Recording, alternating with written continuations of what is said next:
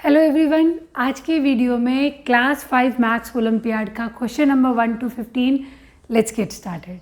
Question number 1, if the following numbers are arranged in descending order then what will be the middle digit of the number which will be exactly in the middle.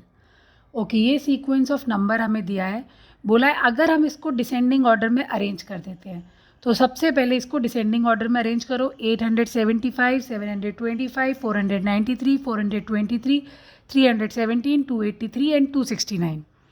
अब बोला है what will be the middle digit of the number which will be exactly in the middle. तो ये जो हमको number दिए हैं इनमें से मिडिल नंबर 1 2 3 4 5 6 7, 3 इधर छोड़े 3 इधर छोड़े, ये वाला मिडिल नंबर है 423 और इसका मिडिल डिजिट क्या होगा ये हमें बताना है। तो मिडिल डिजिट होगा 2। Option A is the right answer. Now question number 2, Mohit travels 12 kilometre west, देन 3 किलोमीटर साउथ, देन 12 kilometre towards east. How far is he from the starting point. Okay, तो हम पहले डायरेक्शन बना लेते हैं, नॉर्थ साउथ ईस्ट वेस्ट। अब सबसे पहले बोला है मोहित जैसे यहाँ सेंटर में है, यहाँ से ये वेस्ट की तरफ जा रहा है 12 किलोमीटर, तो ये पहुंच गया मोहित इस पॉइंट पे आ गया 12 किलोमीटर वेस्ट की तरफ। सेकेंड बोला है he goes 3 kilometre toward south. अब वो साउथ की तरफ 3 किलोमीटर आ गया, मतलब नीचे की तरफ 3 किलोमीटर आ गया। And then 12 kilometre towards east. अब बोला है 12 किलोमीटर टुवर्ड्स ईस्ट। अब ईस्ट की तरफ दोबारा 12 किलोमीटर आ गया। How far is he from the starting point. Starting point से कितना दूर है, जितना वेस्ट गया उतना ही वो ईस्ट में आ गया, तो 12 से 12 तो ख़त्म हो गया। इसका मतलब वो स्टार्टिंग पॉइंट से 3 किलोमीटर दूर है, जो कि साउथ में। Option A is the right answer. Now question number 3, there is a certain relationship between figure 1 and 2. Establish a similar relationship between figure 3 and 4 by selecting a suitable figure from the option to replace the question mark in figure 4. यहाँ देखो 1 और 2 में एक relation हमें दी हुई है, वो हमें फाइंड आउट करनी है। सबसे पहले देखो यहाँ पे ये सेंटर में सिलेंडर दिया है, पहले फिगर से दूसरे फिगर में सिलेंडर जो है वो 90 डिग्री मूव हो गया, मतलब पहले खड़ा हुआ है फिर वो लेटा हुआ हो गया, 90 डिग्री टर्न हुआ। डॉट जो था पहले फिगर में ब्लैक है, दूसरे में वाइट हो गया। फिर ये जो क्रॉस है पहले फिगर में क्रॉस था, उसको इन्होंने 45 डिग्री मूव करके, पहले ये क्रॉस था और अब ये प्लस का साइन बन गया, तो ये 45 डिग्री मूव हुआ। तो सबसे पहले हम इसी साइन को मूव करते हैं। ये जो V है इसको अगर हम 45 डिग्री टर्न कर देंगे तो ये स्ट्रेट V बन जाएगा। अब आ जाओ सेंटर के कोन पे, यहाँ पे स्टैंडिंग कोन है, अब इसको 90 डिग्री टर्न कर दो तो ये लेटा हुआ कोन बन गया। और ये डॉट ब्लैक था, ये यहाँ पे वाइट हो जाएगा। अब ये वाली फिगर जिसमें V और लेटा हुआ cone and then white dot, ये है option D is the right answer. Now question number 4, which figure has an area of 8 and a perimeter of 12? Each square block is of side 1. Okay, तो यहाँ पे area 8 हो और perimeter 12 हो, तो सबसे पहले चारों का एरिया निकालते हैं। पहले में हमें दिए हुए हैं 1 2 3 4 5 6 बॉक्सेस, 6 एरिया। दूसरे में दिए हैं 8 बॉक्सेस, तो इसका 8 होगा एरिया। तीसरे में दिए हैं 9 बॉक्सेस, 9 होगा एरिया। और डी में भी हमको दिए हुए हैं 8 बॉक्सेस, तो इसका एरिया 8 होगा। तो यानी कि हमको एरिया 8 वाला बताना था, जो कि ऑप्शन बी और डी में है। अब हमको पेरीमीटर भी निकालना पड़ेगा, बोला है पेरीमीटर 12 होना चाहिए।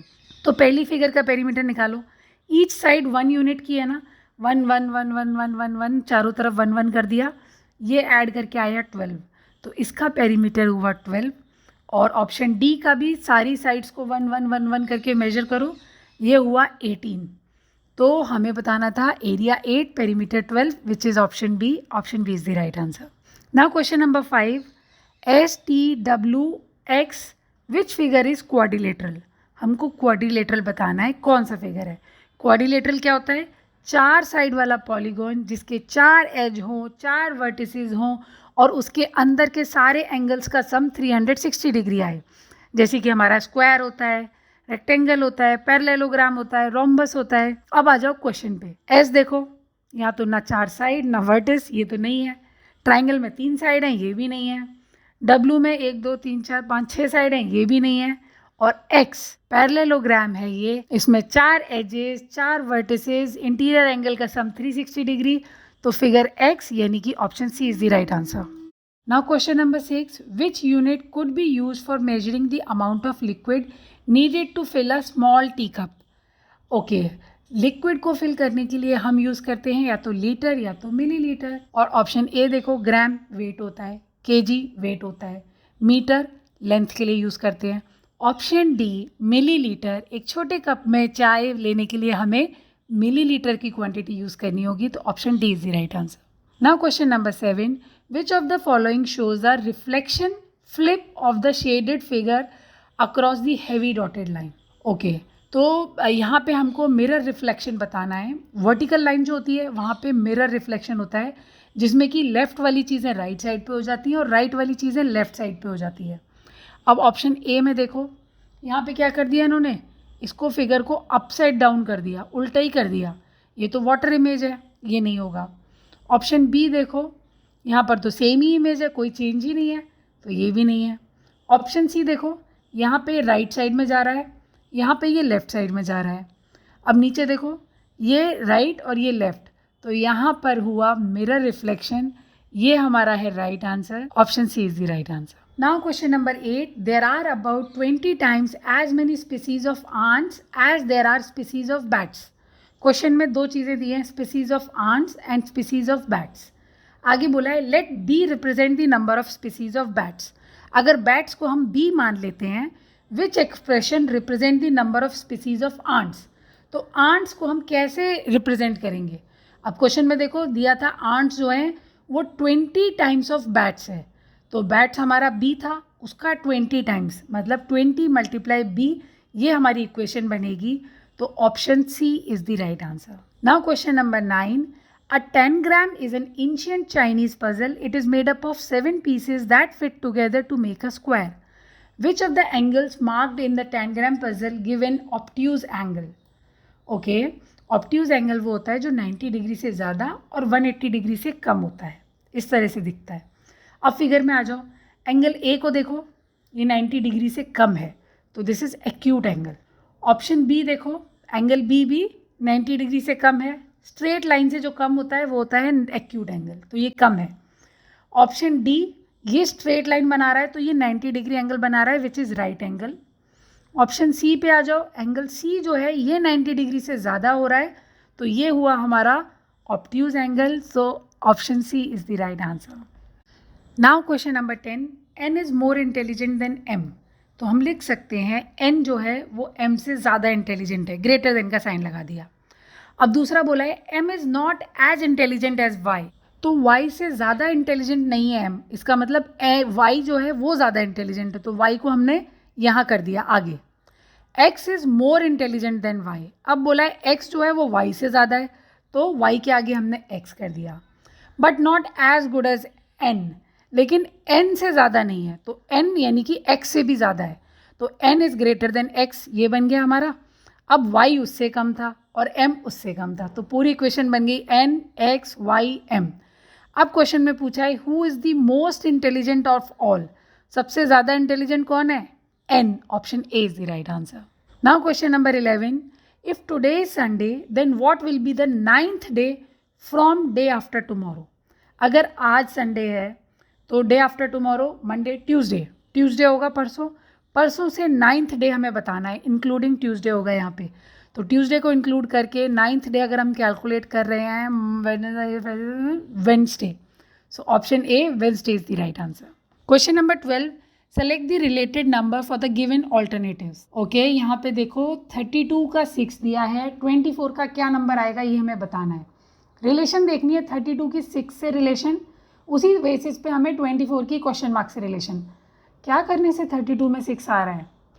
सिंपल है, 3 2 ज़ा 6 आ रहा है ना, इसी तरीके से 2 4 ज़ा 8, 8 is the right answer, option C. Question number 13, there are 4 girls named Sarah, Jack, Rachel and Pam, each of them have a different height. अब आगे देखो ध्यान से, only Jack is shorter than Sarah, सिर्फ जैक जो है वो सारा से छोटा है, तो सारा इज ग्रेटर देन जैक कर दिया हमने। ओनली रिशल इज टॉलर देन पैम, अब हमने रिशल जो है वो पैम से टॉलर है, तो उसको पैम से आगे लिख दिया। अब बताना है which of the following is the second tallest, इसका मतलब नंबर 1 पे Rachel, then Pam, then Sara, then Jack. और हमको क्वेश्चन में पूछा है सेकेंड टॉलेस्ट, तो second tallest is Pam. Option C is the right answer. Now question number 14. Which of the following is the view of figure X after 1/4 rotation clockwise. Okay, figure X हमें दी है और इसका 1/4 rotation अगर clockwise करेंगे तो क्या आएगा ये हमें बताना है. एक रोटेशन के बाद तो सेम ही प्लेस हो जाएगी. एक पूरा चक्कर लगा देते हैं अगर हम 360 डिग्री का, तो हम वहीं आ जाते हैं. अब 1/4 रोटेशन हमें निकालना है.